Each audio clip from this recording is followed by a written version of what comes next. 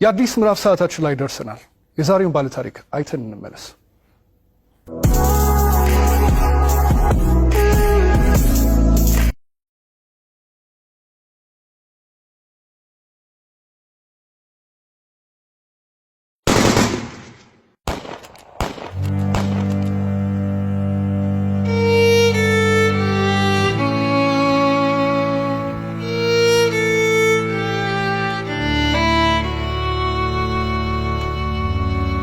ስሜ ብርቱካን እባላለሁ። ተወልጄ ያደኩት ስናን ወረዳ ነው። ከእናትና ከአባቴ የመጀመሪያ ልጅ እኔ ነኝ።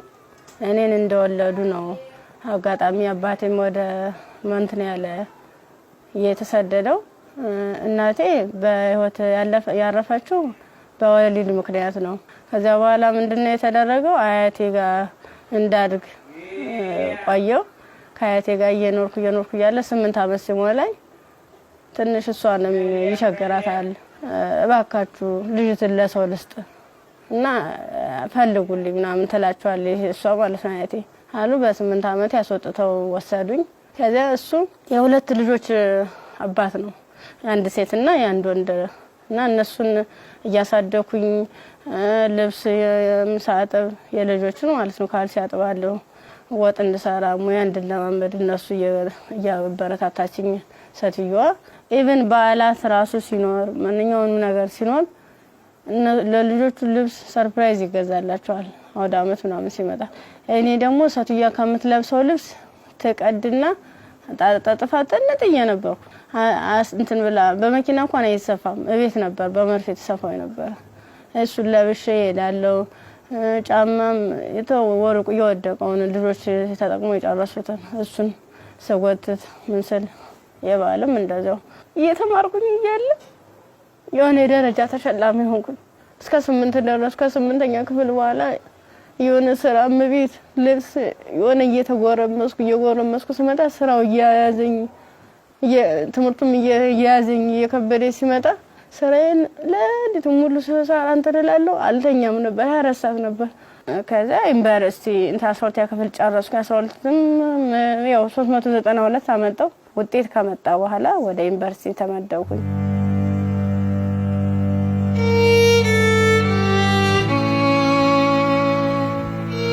ዲፓርትመንት መረጥ በፋርማሲ ስገባ በቃ እነሱ ራሱን ማበረታታት ጀመሩ። አይዞሽ ኢቭን ደፍተር እስክሪብቶም የሃንዳውትም ሙሉ ነገሩን እየሸፈኑልኝ ነበር እነሱ ነበሩ ቢሮ ላይ ማለት ነው። አሪፍ ውጤት ነበረኝ። ከዛ መጨረሻ ላይ ልክ 1 አመት ተማር፣ 2ኛ አመትም ተማር። 2ኛ አመት ላይ የተወሰነ ረብሻ ይከሰታል በሰዓቱ ማለት ነው። ረብሻ ሲፈጠር ምንድነው 3 ሰዓት ነው ከሌሊቱ 3 ሰዓት ላይ እኔ አጋጣሚ ከልጆች ጋር እንትን ነበርኩ፣ ላይብራሪ ነበርኩ። እኔ ወደ ውስጥ ስንመለስ ውስጥ ላይ የሆነ ሰው ሲተኩስ ከውጭ ላይ ይቀባበላሉ። ከዛ ኧረ ምንድነው በዚህ ውጡ በዚህ ወረዱ እንዲ ወንበስ በሉ እንትን ታኙ ተንበልበሉ ምናምን ይሉናል። ከዛ ልክ እየተኛን እየተሳብን እንደባብ እየተሳብን እየሄርን እያለ መጨረሻ ላይ እዚህ ጋር ግቡ በቃ እናምልጥ እንደዚህ ያለን ሰዎች ለካ ውስጥም ውጭ የሚተኩሱ የነበሩት እነሱ ናቸው። ውጭ ላይ ስንል ምንም የተጠቀለብስ አለበሱ።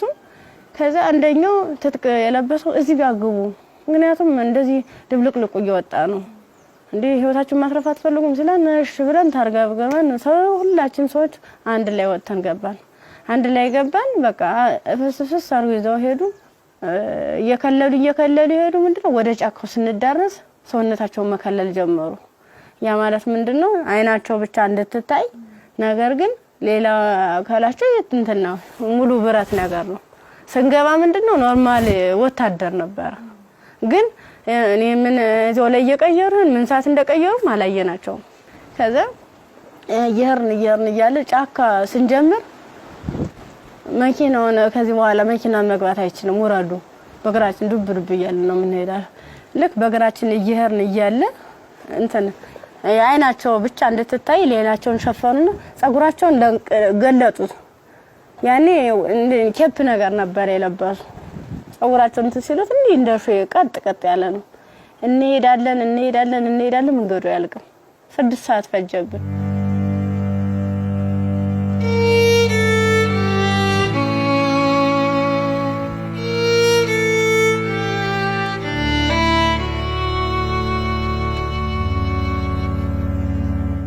መረስ አይቀርም ስንደርስ ምንም ነገር የለም ቤት የለም ምን የለም በቃ የሆነ ሜዳ ነገር አለ ትክክለኛ እንትን ማለት ነው አረንጓዴ ነገር አለ እዚህ ጋር ስፖርት ስሩ ይሄንን ስልጠና መውሰድ አለባችሁ በዚህ ነው አሁን ያመጣናችሁ ምንድነው እናንተን ፈልገናችሁ ነው በቃ ለትጥቅ ስለፈለግናችሁ ስልጠናዎችን መውሰድ አለባችሁ መማር አለባችሁ ከዛ ሳናቸው ይዋን እያደር ትንፍስ እንዳትሉ እና ዳቦ ሲሰጡ እንደ ዳቦ ነው እንደ ንስ ይያሉ ነው እንደዚህ የሚወረወሩልን ማለት ነው አይጠጉንም ሁሉ ከዛ ይወረወሩልን እያነሳን እንበላለን ያው ሆድ አይደለም ይርበናል ምን ጠጣው ውሃ ስናጣ ደግሞ በለበስነው ልብስ እየዘፈዘፍን ምንጭ ነገር እናገኛለን ወራጇ ዝም ብሎ ቆሻሻ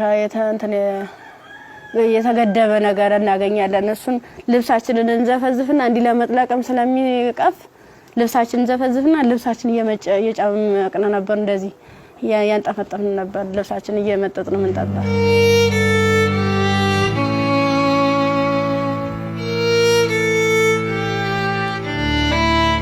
አመት ከ6 ወር ከሞላ በኋላ በቃ ስራችንን እንጀምር ይላል አንደኛው ማለት ነው ስራችንን እንጀምር ፕሮሰሱ አልቋል ያቀርነው ጊዜም እስከዚህ ነበር ምን ፈልገውን ነገርም ተሳክቶልናል አሁን ደግሞ እንቅስቃሴ እንጀምር ዳይ ምናምን አሉና መጀመሪያ ላይ ልብስ ነው አውልቆ የታዋን ሙሉ ልብሳችን እና አውልቀን ነው እንግዲህ እንደንተን ሶስቶቹ አራቶቹ ተሄዱ በኋላ እኔ አምስተኛ ላይ ነበርኩ በአምስተኛው ሰዓት ላይ ምንድነው ታኛው ከተኛው በኋላ እየተካኩ ነበር ሲደፍሩ የነበሩ ማለት ነው ከዛ እየተካኩ እየደፈሩ ካደረጉ በኋላ ከደፈሩ በኋላ ምንድነው እንትን ራሴን ስስት አይ እንደዚያ ከሆነማ በዚህ ነው ስሜታችን የሚኖርልና እንደዚህ ያደርጋ ይሆነ እንደ 6 አይነት ነገር እንደ 6 ይሆናል እንደ ፌሮ እንዲ ነው ቀጥታ እንደዚህ ሲወጉ የነበረ ማለት ነው ጥቅጥቅ ካደረጉት በኋላ ስዳስ ሰው ራሱ ቁስሉ ይታወቀኝ ነበር ዘንዲታኝቼ ወድቄ ራሱ ማለት ነው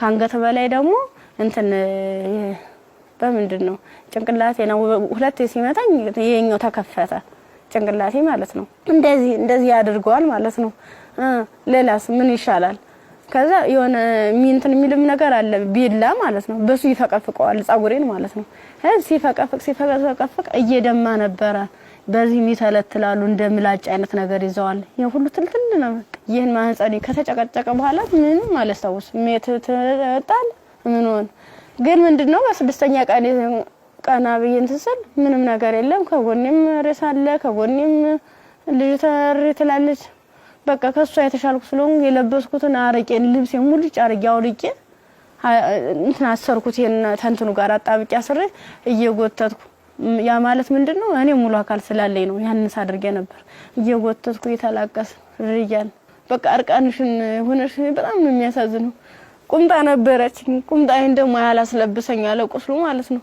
እንዲ ክፍቱን አድርጌ ልብሴን ግን ሙሉ ቃኔ ለሷ ለበስኳት የለበስኳት አንድ ቀሚስ ነበርና ቁምጣ ከስር ለብሼ ነበር የለበስኳት ልብስ በቁምጣዬ ማሰር አልቻልኩም አውልቄ ሁሉ ሞክሬያለሁ ሙሉ ደም ማለት ነው ከዛ በሷ አሰርኩና የወተትኩ ሰል ገሩ ይመጣሉ በሰዓቱ ማለት ነው ከዛ እንዲታ ያንዘላዘሉ እንትን ብላ እንደዚህ ተሸክሙ ያንዘላዘሉ ይዘዋት ይሄዳሉ ሀይዟ ሲሄዱ እኔ አልሰማማ እንትን አለልም በቃ እንዳንችንስ አንችልስ ገላጌ ተገኘ ብላኝ እኔ እንጂ ይብለኝ ደህል እንዴ በጣም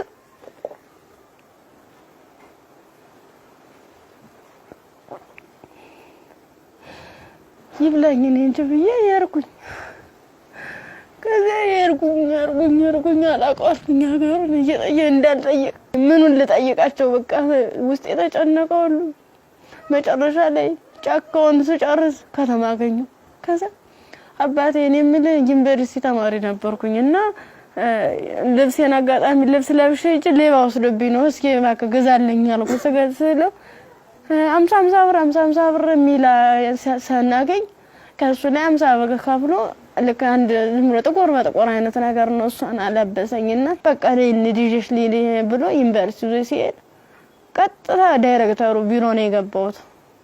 ከዚህ ቀጥታ ዳይሬክተሩ ቢሮ ስገባ ምንድነው ሙሉ ነገሩን ካየ በኋላ ህክምና ውስጥ እንደገባ ማህፀን እንዲታሸግ ከአንገት በላይ ያለው እንዲታሸግ ተደረገልኝ። አሳሸገኝ እያለ በቃ ሰለቹኝ ማለት ቁስሉም ሊድን አልቻለም። እነሱም ካቅማቸው በላይ ሆነ። እኔ አማራጭ ምንድነው ዩኒቨርሲቲው ትምህርት ቤቱ ፊት ለፊት መለመን ጀመርኩኝ።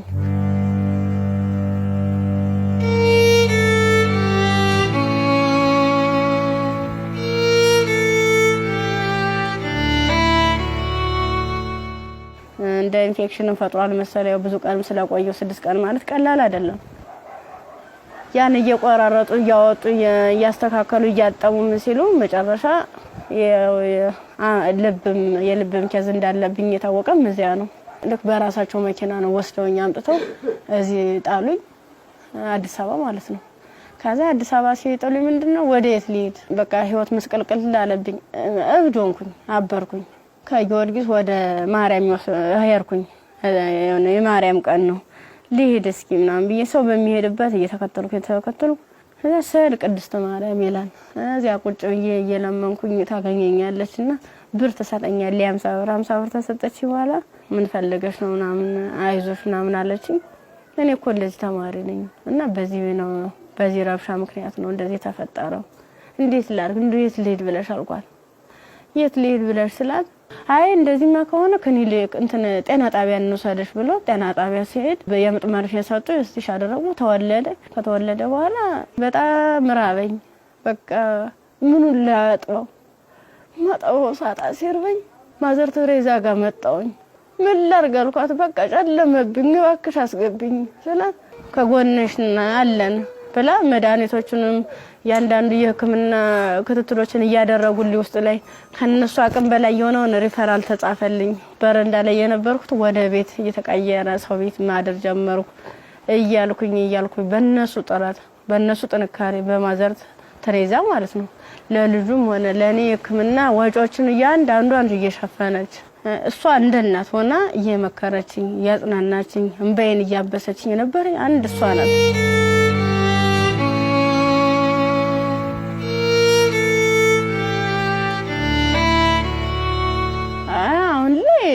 በጣም ከባድ ነው። ልጁም ከፍ እያለ ሲሄድ ጡት በማጥዋት በሚችልበት ሰዓት እየደከመኝ እያመመኝ ትንፋሽ ማጠር በቃ ድክም ይለኛል። መንቀሳቀስ አልችልም ያን ያክል ማለት ነው።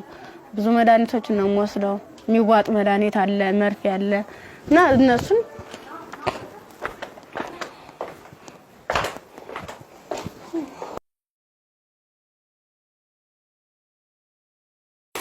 እነዚህ ነው መድኃኒት እየወሰድኩ ያለ። በቃ እነዚህ የሚዋጥ መድኃኒት አለኝ፣ መርፌ አለኝ። ይሄን ነገር ነው እየወሰድኩ ያለው እና ይሄን መድኃኒት ስወስድ ደግሞ ለኔ የሆነ ማለት ምግብ ያስፈልገኛል። ምበላው መጠጣው የለም። መታየት ነው ደረቅ ኮቸሮ ነው። አሁን ቅድም እንደውም ሳዘጋጅ ነበር ኮቸሮ እዚህ አለ ዘርዝፌ ነው የነው የበላ ያለው። አሁን የራስ ብሏል። የዘፍዝፌው ስለቆየው ቅድም ነው እናንተ ቀረጻ ያዘጋጃችሁ ያለ የዘፍዘፍ ማለት ነው። የዘፍዘፍ ካለ በኋላ ለልጅ ምንድነው ፍትፍት አድርጌ እኔ የምበላታለሁ እሱም የሚበላት ይችል ነው እና ሙዝ ምናምን እገዛለታለሁ። ብስኩት መጠለያ ያስፈልገኛል። አሁን ያለበት ቤት ስፖንሰር አንድ ወር ከፍሎልኝ ነው ሄደ። ሌላውን ግን እየለመንኩ ነው ውጭ ላይ ማለት ነው። የሆነ ነገር የሆነ የልጅውን ወደ 3 ወር አለፈው ሰው እንድንቆጣጣው ማለት ነው። መታጠቢያ ሳፋ የለም። ብቻ ቃላት የለኝም። በቃ የድረሱልኝ ምን አንድም በቃ ወደ ፊትስ ምን አይነት ህይወት ነው የሚኖረው? ምንድነው ማደርገው? ለምን ነገር በጣም እየራበኝ ነው። በቃ ራበኝ አልቻልኩም።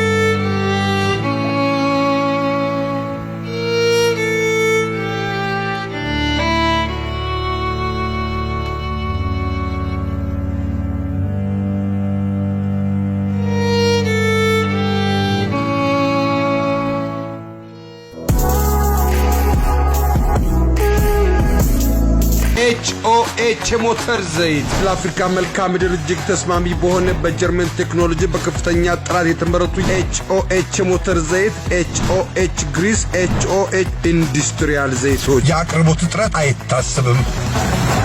ኦቪድ ሪል ስቴት ልማትን ራዕዩ አድርጎ እጅግ ግዙፍ በሆነ ቦታ ላይ 60,000 መኖሪያ ቤቶች የሚገነቡበት ስማርት ከተማ ለቤት ፈላጊዎች ለማስረከብ 24/7 ሌት ተቀን በመስራት ላይ ይገኛል። ራዕያችን ልማት ነው።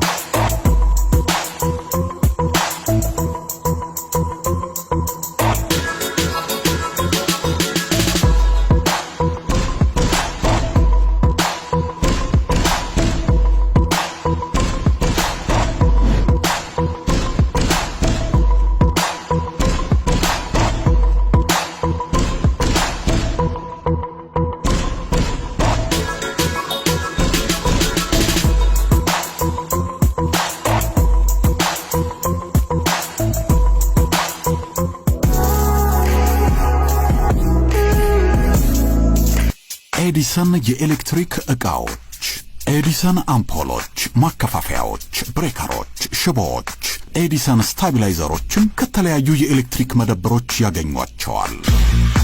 ኤዲሰን ታላቅ ስም። የብርቱካንን ታሪክ ነበር አይተን የተመለስነው። ከዚህ ቀደም ብዙ አይነት እንደዚህ አይነት ታሪኮች ተሰርተዋል። ግን ይሄ እውነት ከኢትዮጵያዊነት የወጣ ፍጹም ኢትዮጵያ ውስጥ ይሄ ነገር ሲያጋጥማል ወይ ብለን እንድናስብ ራሳችንን እንድንጠይቅ የት ነው ያለነው የቱ ጋር ደርሰናል ብለን ያየንበትም ታሪክ ነው። ብርቱካን በጣም ተስፋ የነበራት ለዓላማዋ ታግላ እዚህ ጋር የደረሰች ጎበዝ ጠንካራ ወጣት ተማሪ ነበረች። ከዛ በኋላ ግን የመጣባት ነገር የሚያሳዝን ነው። የመጣባትን ነገር መቋቋም ባልቻለችበት ሁኔታ ላይ ደግሞ ተጨማሪ ነገር ወደ ህይወቷ መጣ። ያም ልጇ ነውና ለልጇ ብርቱካን ምን ብላ ይሆን ታሪኳን የምትነግረው ብዬ ሳስብ ነበር። በጣም የሚያስጨንቅና የሚረብሽም ጭምር ነው። የሷም ህይወት ተበላሸ ስንል እንደገና ደግሞ ህፃን ልጅ ወደዚህ አምጥታለች። የዛ ህፃን ልጅ ተስፋውስ ምንድነው? ነገስ የሚመለስለት መልስ ምንድነው? ይሄ ልጅስ እንዴት አድርጎ ነው አድጎ ሀገርን የሚረከበው ብለን እንድንጠይቅ የሚያደርገንም ይመስለኛል። የብርቱካን ታሪክ በጣም ብዙ ሴቶች ላይ ያጋጥማል። ግን ደግሞ ይሄኛው የሚዘገንንና ለመስማትም ለጆሮም ለማየትም የሚቀፈው ነው ያገኘው። ያው ሰው ስትሆኚ ተፈተኛለሽ።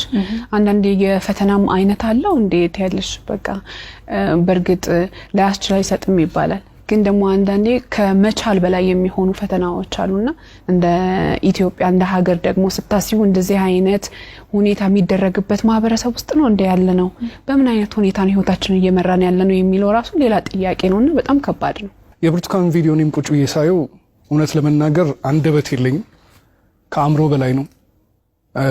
እጅግ በጣም የሚሰቀጥጥና የሚዘገንን ከመሆኑ ብዛት የተነሳ ጭራሽ እንደውም ፊልም ነው እንዴ አክቲንግ ነው እንዴ የሚያስብል ሁላ። ምክንያቱም ያው ብዙ ሆረር ፊልሞችን እንሰማለን፣ ግን የእውነት መሬት ላይ የወረደ እንደዚህ በዚህ ልክ የሚሰማ ነውር ሁላ አለ ወይ እስከ ማለትም ድረስ አለና ብርቱካን እንግዲህ ስቱዲዮ ውስጥ ትገኛለች። አብረን ቆመን እንቀበላለን። እንኳን ደህና መጣሽ። እንኳን ደህና መጣሽ። አረፈ እንዴት ብርቱካን? እንኳን ደህና መጣሽ። በጣም ነው የምታምሪው። በጣም ቆንጆ ከለሯ ራሱ እንዴት እንደሚያምር። ያው ዩኒቨርሲቲ ስንሄድ ሁላችንም የምናስበው ነገር አለ አይደል? ቤተሰብ ጋር ያለው ደስታ አለ፣ ስትሄጂ የምትዘጋጁ ዝግጅት አለ። ከሄድሽ በኋላ ደግሞ ያው ቤተሰብ ነው ገንዘብ የሚልከው የምፈልገው ነገር። ያን ጊዜ እንዴት አሳለፍሽው? ስትሄጂስ እንዴት ነበረ? ስሄድ 300 ብር ነው የተሰጠኝ። ያ ማለት ያን 300 ብር የሆነ ቦታ ላይ ትላካልኝ ማለት አይደለም፣ አድርሶ የሚመልሰኝ ነው። አመት ሙሉ የሚዘልቅ ማለት ነው። ጓደኞቼ በፕሌን ጓደኞቼ በመኪና እየተመላለሱ በዓላትን ሲውሉ እኔ ግን ለአንድ አመት ተውሎ 300 ብር ነው ካልኩሌት ተደርጎ የሰጠኝ ነበር። ስንት ነበር ትራንስፖርት? 150 ብር ነበር ሄጃው። እንደ ሴት ደግሞ ለሴት የሚያስፈልግ ነገር አለ፣ የምንቀባው አለ፣ የተፈጥሮ ጉዳይ አለ። ለዚህ ሁሉ ነገር ገንዘብ ያስፈልጋል። በምን ነበረ ያን ነገር? ጓደኞቼ የተሻለ ህይወት ነበር እንትን የሚሉ ባለሀብት ልጆች አሉ። እነሱ ነበረ የሻር እያደረጉ እያዋጡ ነገሮችን የሚሸፍኑ ኢቨን ሞዴስ ራሱ ይገዙልኝ ነበር። ጓደኞቼ ነበር ከጎን ያሉት ማለት ነው። እሺ ከዛ በኋላ ያ ሁሉ ነገር አለፈና ዩኒቨርሲቲ ገባሽ። ዩኒቨርሲቲ ገብተሽ ሁለተኛ ዓመት ተማሪ ሆነሽ ነው ይሄ ነገር ያጋጠመሽ። እንዴት ነበር እስቲ ጊዜውን አስታውሽ? ማለት በጣም ነው የሚከብድ። 3 ሰዓት ላይ ልክ ከላይ ወረ 3 ሰዓት ዘጋብኝ። መመለስ አልፈልግ እንደ ወጣሁኝና የሆነ ይሮራጣሉ ማለት ነው ሰዎቹ። ስንሄድ በቃ ኧረ እንደዚህ ተኩስ የተነሳ ለምን ትሄዳላችሁ? በቃ በዚህ ሄዱ ነው በዚህና እንትን በሉ እዚያ ካግቡ ምናምን ሲሉን እኛ በሰዓቱ ተኛን ተቆርቁረው ነው የመሰለን። እኛ እንደዚህ ለማትረፍ ነው ብለን ተንደርድረን ራሳቸው መኪና ገባን። የነሱ መኪና ምን እንደሆነ ረብሻ የሚፈጥሩ ሰዎች በመጡበት መኪና። አዎ ከፍት ነው ከኋላ። 1 አመት ከ6 ወር ነው እዚያ የቆየነው ጫካ ውስጥ ምንም ነገር ሳይፈጠር። አመት ከ6 ወር ምን ነበር የሚሏችሁ? ትጥቅ ነው ልንቀየራችሁ ነው ትታጠቃላችሁ፣ አለበለዚያ ያሰብነው አለ እሱ እንሰራለን አብረን ምን ይሆናል እያሉ። የት ነበርስ የምታድሩት? እዚህ ውጭ ላይ ብዙ ጊዜ ዛፍ ነበር እንዲታከልል እንትን ማለት ነበር። እዛ በምትሆኑበት ጊዜ በተለይ ለሴቶች አስቸጋሪ ሁኔታ የንጽህና መጠበቂያ ማግኘት ነው። ያንንስ እንዴት ነበር የምታሳልፉት? የምን ንጽህና መጠበቂያ ነው? በቃ ዝም ብለን ስናክ ነበር የምንውለው። ከ1 አመት ከ6 ወር በኋላ ምንድነው የተፈጠረው? መጨረሻችን ላይ ሰልፍ አሳለፉን። እርቃናችንን አውልቀው ልብሳችንን ካወለቁ በኋላ ሰልፍ አስያዙ። እኔ አጋጣሚ ከ5ኛ አካባቢ ላይ ነበርኩኝ። ግንኙነት ከተደረገ በኋላ እንዴት ሲጨቀጭቁ ራሱ በፌሮ ሲወጉ አላስታውስም። ደንዝዟል ሰውነት። ምን ያህል ሰው እንደተደረገ ምን እንደተደረገ አላውቅም። በ6ኛ ቀን ስነቃ እንደ ማበላ ነው የሚፈሰው። እሷ ደግሞ አንድ አካል ስለጎደላት ምንድነው አማራጭ? የለበስኩትን ልብስ አውልቄ ለሷ ነገሮቿን አስሬ ነው ቅፋ እየወተትኩ ጀመር ጀመሩ። እንዳላዝላት አልችላትም። ከዛ አብረን ነው ምን ሄደው አንቺ ነው ተጨሻለ ድም ስትለኝ እንዲሁ ነው ሁለት አካለ ስንኩል ማን ይቀበለናል አልኳት። ምክንያቱም ማንም ቢሆን እንደዚህ ደም እየፈሰሰ እንደዚህ ምድሩ ሁሉ ጨልሞብኝ ነገ ወዲያ የተሻለ ህይወት አገኛለሁ ብዬ ነገ ወዲያ ጥሩ ቦታ ደርሳለሁ ብዬ አሰብኩት ልጅ በቃ መጨረሻው እንደዚህ ሲያመር እንደዚህ ሲሆን በጣም ከፋኝ። በቃ ለሁሉም ማለት ነገ ወዲያ እንዴት ነው የምሆነው? ምንድነው ማድረግስ የምችለው? በምን አይነት መልኩ ነው ህይወቴንስ መጠገን የምችለው? አይዞሽ የምለኝስ ማንኛው ሰው ነው? በቃ አለው እንደዚህ መጨረሻ ላይ ምንድነው ጎዳና ተዳዳሪን የሆንኩት። ጎዳና ነው ወድቄ በቃ እኔ እንጃ።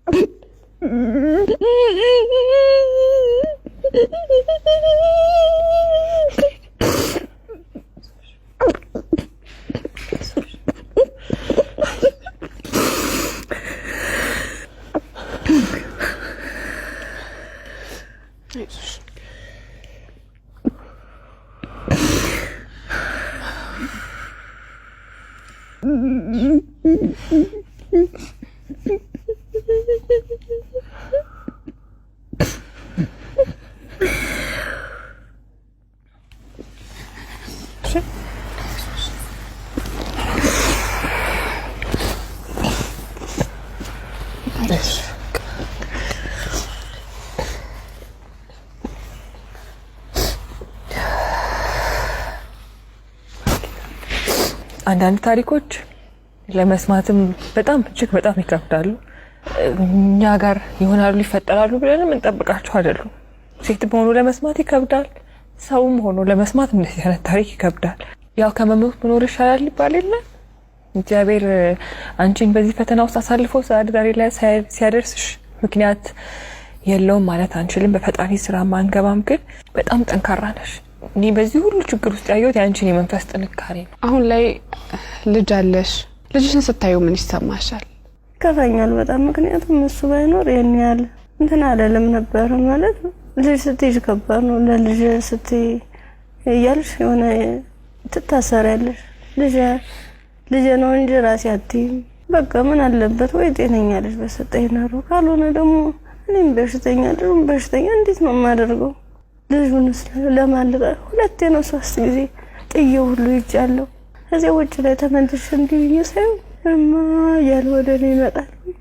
እናፈሩን በበላሁት በቃ አብረን እንሞታታለን ብዬልሽም መቀፋረቂ እንደገና ራሴን ይቅርታ ጠይቄ እንደ ትልቅ ሰው ጥያቄና መልስ በራሴ እየተመለሰ እንደዚህ ከሆነ ሽናን ዶዬ ከፋረቂ ይወዳለሁ። ያሳደጉሽ ቤተሰቦችሽ በጠፋሽበት ወቅት ከዛ ሁሉ ነገር ሲሆን ይሄን ሁሉ ታሪክ ያውቃሉ፣ ግን አልቀበልም ያለ። አሁን ላይ ጤናሽ እንዴት ነው? ሕክምና በጣም ያስፈልገኛል። ከሕክምናም በላይ የምክር አገልግሎት ያስፈልገኛል። ነገ ብርቱካን ምን ብታገኝ ትመኛለች? እኔ አሁን የምፈልግ አንድም በጤንነቴን የሚከታተለኝና በቃ ትምህርቴን መማር የምፈልገው ወደፊት የተሻለ ህይወት መኖር እፈልጋለሁ። ልጅን በጎን አይኑን እያየው እየተጫወትኩ አብሬ እንደ እናት እንደ አባት እንደ ወንድም ከጎን ይሆንልኝ። እሱም አድርጎኝ ጠበና እንዳያገኙ ተሻለ ህይወት እንድደርስ ነው የምፈልገው። ዛሬ ወደ አዲስ ምዕራፍ የሚያሸጋግሩሽ ስጦታዎች እኛ እናበረክትልሻለን። እንግዲህ ብርቱካን በጣም ብቻሽን በከባድ ሁኔታ ልጅሽን እያሳደግሽ ነው የምትገኘው። በመሰረታዊነት በመጀመሪያ የሚያስፈልግሽ ደግሞ የቤት ኪራይ ድጋፍ ነው። ኢቢኤስ ቴሌቪዥን ይሄንን ስለሚያምን ደግሞ የ1 ዓመት ያለምንም ሀሳብ ከልጅሽ ጋር ሆነሽ ራስሽን እስክትቋቋሚ ድረስ የ1 ዓመት የቤት ኪራይ ይሸፍንልሻል። ሌላው እንግዲህ እኔም በጣም ተርቤያለሁ። ልጄንም ለማጥባት ደግሞ መብላት አለብኝ። ካልበለው ደግሞ ወተት የለም ጡቴ ብለሻል። እውነት ነው። እናት ስንሆን ደግሞ የበላነው ሁሉ ደግሞ ወደ ልጃችን ነውና መብላት፣ ራስን መጠበቅ ራብ መጥፎ ነው ይባላል። እውነትም መጥፎ ነው በጣም። ስለዚህ የ6 ወር አስቤዛ ደግሞ የቤት ይሸፍንልሻል። ከቤት ኪራይና ከአስቤዛ በተጨማሪ ደግሞ የልብስ ማጠቢያ ማሽን ኢቢኤስ ቴሌቪዥን ያበረክትልሻል። በጣም ትምህርትሽን ትወጃለሽ፣ መማር ትፈልጊያለሽ፣ መለወጥ ትፈልጊያለሽ። ባላሰብሽው ባልጠበቅሽው ሁኔታ ከትምህርትሽ ገበታ ወደ ኋላ ቀርተሻል። ያኔት ኮሌጅ ደግሞ በመረጥሽው በፋርማሲ ሊሆን ይችላል፣ በነርሲንግ እንዲሁም ደግሞ በላብራቶሪ ቴክኒሻንነት 2 ቅርንጫፎች አሉ። ከሁለቱ በአንዱ ቅርንጫፍ መርጠሽ ትምህርትሽን እንድትከታተይ ትምህርት ቤት ወጪሽን ሙሉ በሙሉ ይሸፍንልሻል። እኛም ህልምሽ ተሳክቶ ስትመረቂ ደግሞ ለመምጣት ያብቃል። አሜን። ሌላው ደግሞ የሰው ልጅ ሁሉ ነገር ለማድረግ ጤናው ነው ቅድሚያው ነገርና ብርቱካን የልብ ኬዝም አለባት፣ እንዲሁም ልጇም እንደዚሁ ሕክምና ያስፈልገዋል። ከምንም ነገር በላይ ደግሞ የሳይኮሎጂ ባለሙያዎች እንደዚሁ የሚያዩ ይኖራሉና የሕክምና ድጋፍ ያስፈልጋታል በተለያየ አይነት መንገድ። የልብም እንደዚሁ የሳይኮሎጂም የልጇም ጤናም ጭምር ማለት ነውና በዚህ ላይ ደግሞ ድጋፋችሁን እንድታደርጉ እንላለንኛ። እንዲሁም ደግሞ ሀገር ውስጥም ከሀገር ውጭም ያላችሁ መልካም ደጋግ ኢትዮጵያውያን ይህን ፕሮግራም የምትከታተሉ እንግዲህ መቼም ዝም እንደማትሉ ፍጹም እምነታችን ነው። ከብርቱካን ጎን ነን የምትሉ በዚህ አድራሻዋ ልታገኟት ትችላላችሁ። በቃ ሙሉ ነገር ላደረጋችሁልኝ እገዛ ላደረጋችሁልኝ ሁሉ ነገር ተበበ ከልብ አመሰግናለሁ።